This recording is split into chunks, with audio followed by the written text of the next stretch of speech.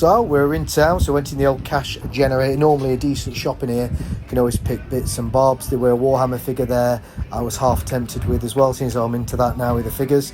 And a few other bits and bobs. There's always something behind these cabinets that catches the eye. A few Mega Drive games in there as well. Or half tempted with a couple of them without the cases, but I didn't bother in the end. Look at Pikachu there, £319 that. Christ. Is that right where it should be? I don't know. GameCube in there. The Super Nintendo are off tempted for 40 quid. Maybe next time, if it's still in there, I might pick that up. I'm not sure if that's alright or not. And again, a few Game Boy games in there. Game Boy Advance, DS, if you wanted them in there. Look like a couple of PSP games in there as well, but we didn't bother with that.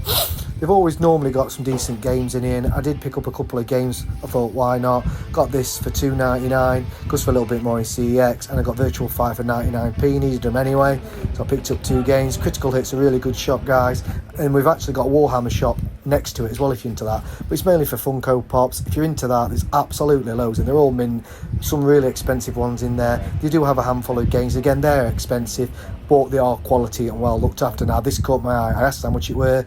£200. And then we finished it off with a nice cheeky sausage roll.